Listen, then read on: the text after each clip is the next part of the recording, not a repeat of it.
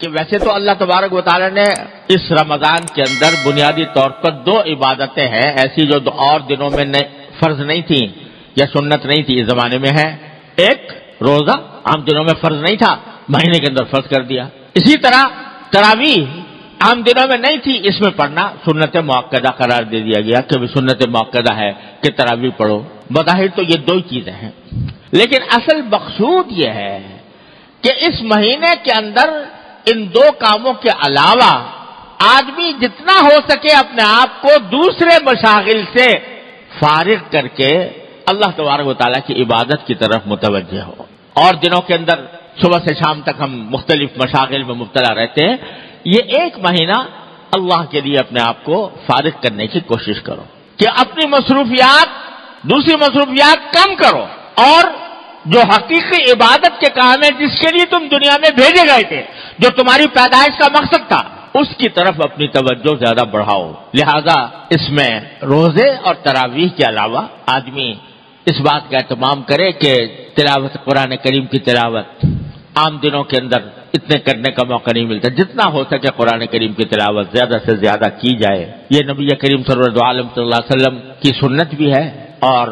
جب رمضان کا مہینہ آتا تھا تو حضرت جبریل امین علیہ السلام نبی کریم صلی اللہ علیہ وسلم کے ساتھ قرآن کریم کا دور کیا کرتے کہ ہر رمضان کے مہینے میں کہ جتنا قرآن ایک مرتبہ حضور اقدس صلی اللہ علیہ وسلم پڑھتے، ایک مرتبہ جبریل امین پڑھتے، کیا منظر ہوگا، وہ کیا عالم ہوگا کہ دور کرنے والے حضرت جبریل علیہ السلام اور دور کرنے والے حضور نبی کریم صلی اللہ علیہ وسلم، کیا تلاوت ہوتی ہوگی، کیا اس کا منظر ہوگا اور کیا اس کی روحانیت ہوگی۔ ہر سال یہ ہوتا، اور آخری سال جو آپ کی دنیا میں تشریف رکھنے کا آخری سال تھا، اس میں 2 مرتبہ یہ دور کیا گیا سرکار دو عالم صلی اللہ علیہ وسلم اور جبریل امین کے درمیان۔ تو اس لیے قرآن کریم کی کو خاص نسبت ہے رمضان سے، تو اس میں رمضان کے اندر پہلے سے طے رکھیں کہ بھئی تلاوت قرآن کی مقدار عام دنوں سے زیادہ اس میں بڑھائیں گے۔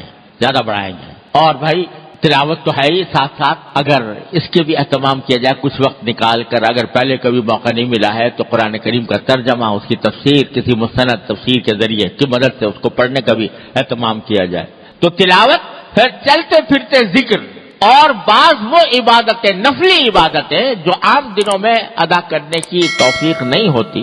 رمضان کے اندر اس کا اہتمام کر لیا جائے۔ مثلا آخر شب میں تہجد پڑھنے کا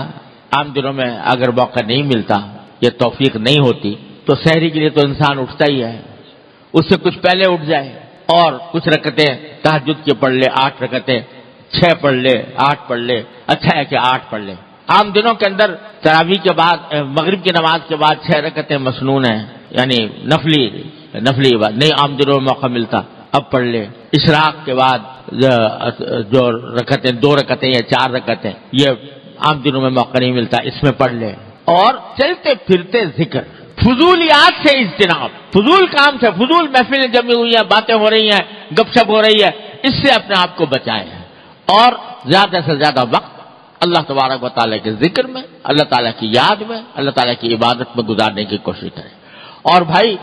گناہوں سے اجتناب، اس بات کا اہتمام کر لیں کہ بس یہ مہینہ ایسا ہے کہ آنکھ غلط جگہ نہیں جائے گی، کان غلط بات نہیں سنیں گے، زبان سے کوئی غلط بات نہیں نکلے گی،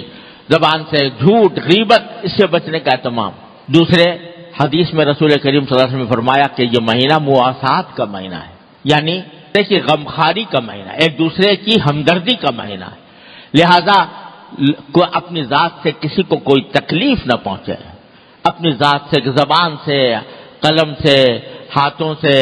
کسی بھی انداز سے کسی کو تکلیف نہ پہنچے، بلکہ دوسرے کے ساتھ ہمدردی کا اور غمخواری کا معاملہ جتنا ہو سکے کیا جائے۔ حلال رزق حاصل کرنے کا اہتمام کیا جائے کہ کوئی حرام لقمہ نہ آئے، ورنہ عجیب بات ہوگی کہ آدمی نے سارے دن تو روزہ رکھا اور افطار کرے حرام رزق سے، رشوت کے مال سے، العیاذ باللہ، سود کے مال سے، جوئے کے مال سے، اور لوگوں کے حقوق پامال کرنے کے بعد جو مال حاصل ہوتا ہے اس سے۔ کتنی شرم کی بات ہوگی کہ روزہ رکھا اللہ کے لیے اور افطار کیا حرام رزق سے۔ ان تمام چیزوں کا اہتمام کر کے مہینہ گزارا جائے گا تو انشاءاللہ اس مہینے کا جو اصل مقصد ہے کہ انسان کی روح کو تقویت ملے، وہ انشاءاللہ حاصل ہوگا، اور اس کے بارے میں رسول کریم صلی اللہ علیہ وسلم سے ایک حدیث بھی مروی ہے کہ آپ نے فرمایا کہ من سلم لہ رمضان سلمت لہ السنہ، جس کا رمضان سلامتی سے گزر جائے، سلامتی سے گزرنے کا معنی ہے کہ اطاعت میں گزرے اور گناہوں سے بچ کر گزرے، تو سلمت لہ السنہ، انشاءاللہ اس کا سارا سال بھی سلامتی کے ساتھ گزرے گا۔ یہ رسول کریم صلی اللہ علیہ وسلم کی ایک حدیث میں یہ بات مروی ہے۔ لہذا پہلے سے استقبال رمضان کا وہ یہ ہے کہ ہم اس کے لیے اپنے آپ کو تیار کریں۔ اللہ تبارک و تعالیٰ اپنے فضل و کرم سے، اپنی رحمت سے ہم سب کو اس تیاری کی توفیق عطا فرمائے۔